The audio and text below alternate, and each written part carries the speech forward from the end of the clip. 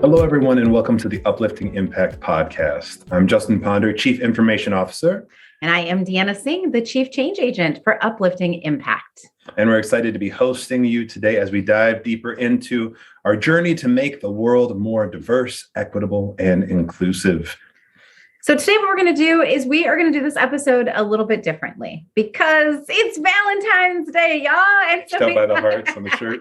I was trying to dress the part. If those of you who are watching and not just listening, but those of you who are listening, I have on a shirt full of hearts. We thought that it would be so fun to just have a conversation about love and DEI. And we're super excited about this because for those of you who don't know, Justin and I have been married for 16 years. Yeah. Is that right? 16 years. I always get the math wrong in my head. Because we've been best friends since we were 10. Yeah. So we've been official on paper, but it feels like we've been together for much longer than that. Yes. Yeah. And I think that one of the things that we always love to talk about in our family and in our home is just about how much I think our love and what we've learned about each other and our marriage has so much intersection with what we do in DEI. But it's not just because we're married. It's also because there is this thread of love that comes through DEI. And I think we don't talk about it as much as we really should. And so today, that's what we're going to do. We're going to talk about in love and DEI. So welcome to the show. We're so excited to have you here. And we're going to kick it off, Justin, actually with you, because I know that They've got questions prepared. And I'm not sure what it is, so it's going to be interesting. All right, let's go. Well, the reason why I want to kick it off with you is because I know that you've been doing a lot of reading. You don't know this about Justin, but if you want to find Justin in his happy place or you want to help him get there, you just have to put a book in his hand. And he is so incredibly happy. But I know that lately, the books that you've been picking up and reading and the ones that are scattered all over the house have a lot to do with love and DEI. Right. And so I was wondering if maybe you could share a couple of the titles that you've been, reading, but then also just some of the things you've been learning. Yeah, and I started thinking about it because we talk a lot in DEI about diversity, equity, inclusion, and about the need to make room for different types of people and for understanding and for challenging biases and for fostering empathy. And these are very commonly often things that kind of fall under the umbrella of maybe the largest virtue being love. And of course, I think a reason why we don't talk about DEI as love is because, at least in the United States, we have a very specific and often misinformed definition of what love is, where we completely focus just on romantic love. Mm-hmm. And with that definition, of course, it sounds even strange talking about DEI as love or love in the workplace because we think about it as only romantic love. Also, there's probably something off and maybe narrow about the way we talk about even romantic love. We talk about it as something that happens to us. We become passive participants in our own love experience. I fell in love. I fell out of love. I just fell. I stumbled. I didn't have anything to do with it. And so that got me thinking about love and intentionality and compassion and humility and empathy as diversity, equity, inclusion, and specifically along the lines of social engagement too, like the larger social parameters of it. So I've been reading some really interesting stuff. I was reading Bell Hooks' All About Love, even as she passed. So I had been reading it for the second time through when I heard news that she passed. So if you're looking for more, please check out Bell Hooks' All About Love. Also, I've been reading Luce Irigaray's The Way of Love and I Love to You. They're both feminist theorists, and Bell Hooks takes an approach through Black feminism about love being the space that you create to really rehumanize other people. And the emphasis is that society, just by its nature, social institutions, by their very function, dehumanize people. They take the individual person and turn them into a student among many students.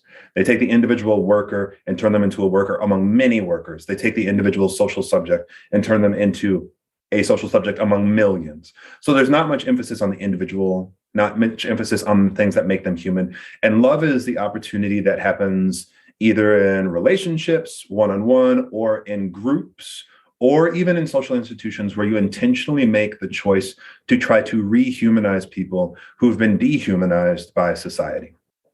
And you see how this kind of changes away from the way that we normally talk about love. And regardless of the types of relationships that you think of, the characteristic where there's love happening are the ones where I intentionally create the opportunity to rehumanize. And I call it making the environment for mutual self-actualization. I'll say it again, making the environment for mutual self-actualization, where I learn more about myself and I actualize more of myself than I could on my own.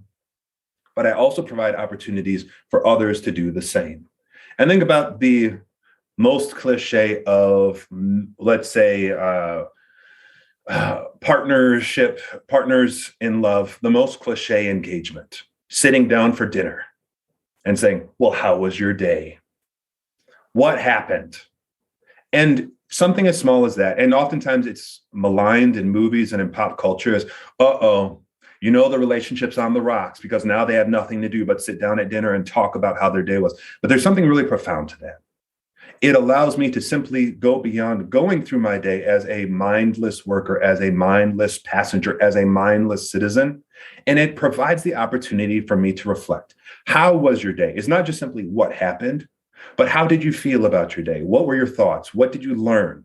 And it allows me to actually learn myself, to be reacquainted with the feelings, the fears, the hopes, the dreams, the angers, the passions, the likes, the dislikes that make me a human that we often have to check at the door when we enter any social situation of a social institution. So that's really important. But I would say the highest thing and the hardest thing, but also the highest virtue of love is the celebration of self-actualization that is divergent. That is divergent. It's not, I love you and I want you to become just like me. It's no, there's things about you I do not understand. There are things about you maybe that I do not even appreciate and would not be, but I do not want you to become like me. I want you to become more like yourself, even as I don't understand it, because I know it makes all of us better. So you don't have anything to say about that? I can go a little longer. No, I think it's so important though, everything that you said. And I think maybe just going back and kind of pulling a couple of things out that you mentioned. I think one of them is just this idea of self-actualization, but also of giving other people space. Yeah. I can't tell you how many times we've had conversations where somebody will say, how you doing? Good. How you doing? Great. And you keep it moving. But you have those same conversations, and maybe we say, we're in the Midwest, we say you have to ask at least 2 times, right? So you say like, how you doing? Good. No, how are you doing? How was today? What happened today? And then you get somebody's real reflection. How often we have these passing moments where we're asking, but not really asking, right? And what's the difference between those 2 times?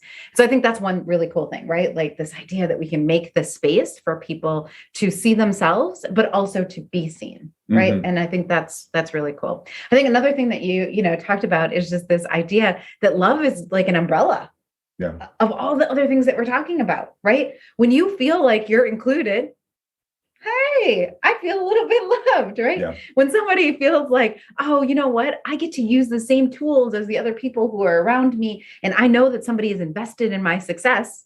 I mean, that's equity. I feel loved. Yeah. Right. When somebody says, you know what? I like the way you move. It's different. I've never seen anybody move like that before, but I like that. I feel loved.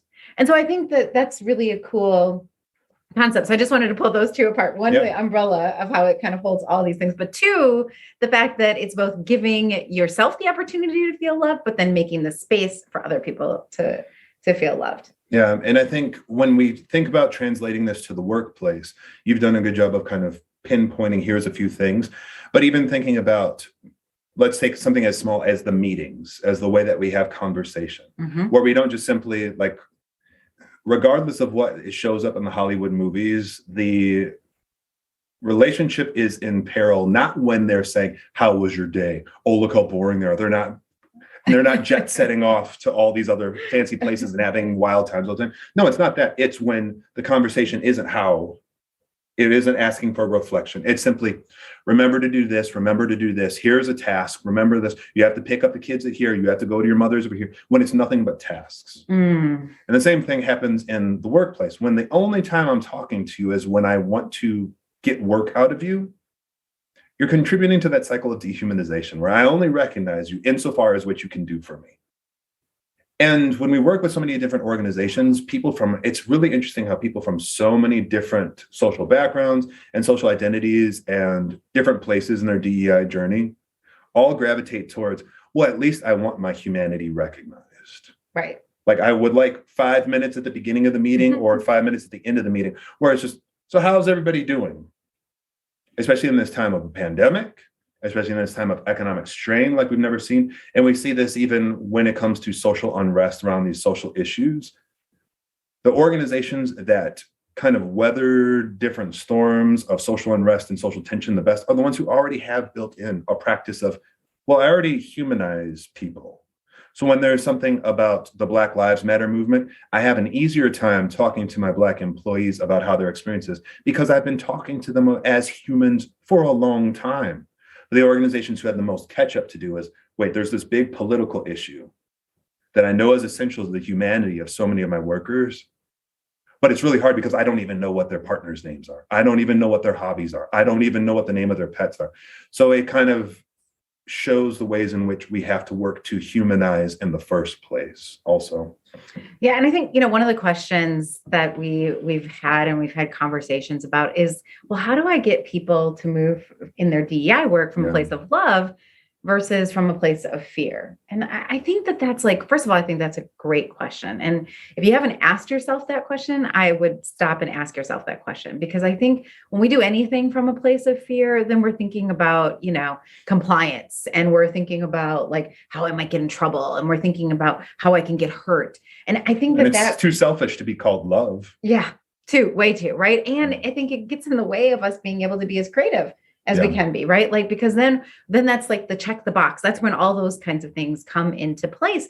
But if we're actually thinking about diversity, equity, and inclusion, and we're thinking about it from the perspective of love and not fear, like, wait a minute, how can I make sure that my coworkers, how can I make sure that my team, how can I make sure that my boss or my supervisor really understands, like, I care about them as a human being, right? This other kind of love. We're not talking about romantic love. Remember, Justin said we got to expand our view of what we're talking about for love, but like, I care about you as a human being.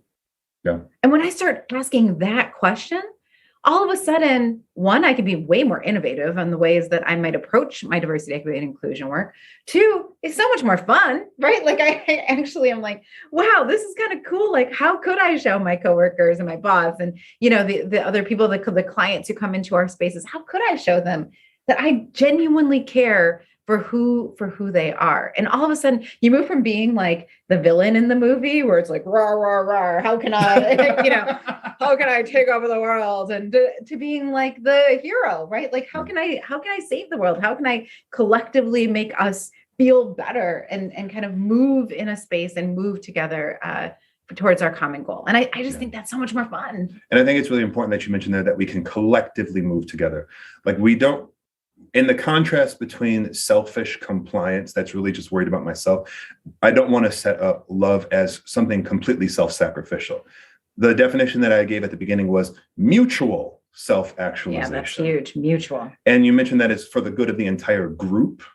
So to go broad for a while, and then I'll go narrow to professional application. Like, so this quote has been like haunting me. It's from Martin Luther King Jr. about the garment of destiny, that in a strange twist of things, I cannot be who I am unless you are everything that you ought to be. Mm-hmm. And conversely, you cannot be who you are unless I'm everything I ought to be. That we're tied together. And you can think about the evolution of humans as a species, as an animal. There's very few things that give a rational reason of why we're at where we're at, why we've survived and thrived the way we have, except for that we have something hardwired into our brain that we will go out and we will do all sorts of concessions to try and bring in, to try and incorporate the one, because we recognize in the one, even though it's different, even though it's at risk, even though it causes challenges, that there's benefits to be had for the whole group. And we see that even when, we'll go back to the example of the meetings. If you make space for the one person who's really quiet to have an opportunity to speak, if you're anything like me and you're in lots of meetings, the person who does not talk often has the most profound things to say. And if you make meetings, if you coordinate them out of love and say, you know what, we're going to make an opportunity for mutual self-actualization for everyone involved, even the quietest, shyest person. So if they have an opportunity to say something, quite often their idea is the one that changes everything for the benefit of the entire group. I love that too. Like this idea that if we are loving and we're thinking about individuals, it actually helps us do better for everybody, right? I'll use another analogy here, but I often think about teachers. I'm a real, if you don't know this about me, I love teachers, right? I have so much respect for what they do every day and what they have to do in their classrooms. And one of the things that I have been able to bear witness to, right, over and over and over again, when teachers really excel in their profession, one of the things that they're great at is being able to identify how I have to teach differently with different students, right? Like how I have to make sure that I'm individualizing, seeing the child for who they are, their strengths, the areas where they have challenges, being able to help them really gain the skills that they need, but also the self-advocacy that they need in order to be able to thrive, right? Like in order to be able to move forward. And I think it's so cool because if you walk into a classroom where a teacher is on it, like understands what that looks like, not only is it great for that individual child or the individual children that they're going around and they're supporting, but it's great for the entire collective, right? The entire classroom culture completely shifts when everybody feels like I can show up in class and I can win. And the person who's in charge, right, is invested in me winning and has made the understanding of what I need to win that might be different than the person who's sitting next to me. And that's a very awesome classroom to be in. And you know it, right? If you ever get a chance to observe classes, you know it within the first couple of minutes, whether or not a teacher has mastered that and is really like moving in that direction, or whether or not that classroom has it. And I think the same thing exists in our teams. Yeah. Right. When a team understands, like our leader cares about us and understands and is understands who we are as individuals, as a collective, we feel so much stronger. So that's cool. Yeah. Cool. And we've talked about all these lofty things. We've talked about philosophy. We've Martin Luther King Jr., bell hooks, Lucy Irigaray, and DEI. But a lot of times people ask, and let's be real, like, how do you make this work? How do you do this stuff? And how do you do it as a married couple? Yeah. Well, that's a really good question. Let's answer it, Justin. Go ahead. Well, I think that one of the biggest things, I'll speak just for myself on this one, but I think one of the biggest things is that we've been doing this ever since we were young. I think one of the things that really pulled us together was the fact that we were both kids who were in a predominantly white school. We were both children of color. And I think that we, in many ways, felt like we had a responsibility to one another. Like, hey, I got your back. I'm here for you. I'm still here for you, Justin. But I got your back. We can have conversations that maybe feel uncomfortable in other spaces. So I think part of that was just that as children, we kind of developed that rapport. But I think the other part of that is that a lot of times people came to us with questions, right? Like we were doing podcasts before podcasts were a thing on the playground. I almost busted into a rap there, but we were doing this with our peers. We were doing this with our teachers. We were doing this within our communities. And so I think that we also just learned that this was a way that we could come closer together and provide support for one another. But it was also a way that we could really provide service to the world. Justin and I are both service-oriented leaders. And so this was like a way for us to show up and use our unique combination of our backgrounds and our experiences and things that we are passionate about to really serve other people. So I would say those are two ways. And I think figuring out ways to celebrate and intentionally hope the characteristics in the other that I don't have, the characteristics you have that I don't have, to not judge them and actually hope that they never change, they never conform to what I am, and that the things that make us different remain and thrive. And that I shouldn't want you to be like me. A relationship with two me's would be bad news. And even though there's stuff like that I don't understand about how you do, that I celebrate who you are and what you do and how it makes me better, and that I don't have to have the characteristics that you have. I think oftentimes when we work in DEI and organizations, or even like when we're talking in different relationships, it becomes very easy to see that's different. It's a threat, either like it should be more like me, or, oh no, I feel insecure because I feel like I should be more like that. No, you can be you. and I can be me. And we're better. We are better as long as you are you and I am me. And we are different. And that difference is the source of our strength in that garment of destiny. Oh, am I your garment of destiny? Complete with hearts on it and polka dots. Yes. Awesome. Well, I really appreciate that. And I do think that like one of the fun things that we get to do that's actually a huge benefit is we get to practice all of the things on our like most immediate team, right? We have this awesome team that we're part of with Uplifting Impact and Flying Elephant in our larger community, but we also get to practice on our family team. And I think that that's one of the things that's just been really fun about the practice of diversity, equity, and inclusion is that you can use this stuff, the things that we're talking about in your professional spaces, but you can also use it in your personal spaces. I think being in DEI makes me a better partner, and I really appreciate that. Yes, and I appreciate you. I appreciate you. And I appreciate all of you who have been listening to our special in DEI and Love podcast. And I hope that you will join us again. We're so glad that you took some time out of your week to listen to this episode. And hopefully it'll give you a little bit of reframing in the way that you think about DEI and think about your DEI strategy. So if you are like in it, and you are really excited about this work, we would ask that you and encourage you to go ahead and share this episode. Also, please feel free to comment on it. We always are looking for people's feedback. We love getting your questions. As a matter of fact, your questions are the ones that spur who we invite on for guests.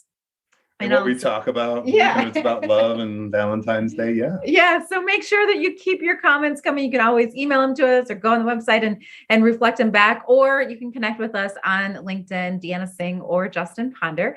But until next week, we would just ask that you keep on uplifting the impact. Thanks, everyone.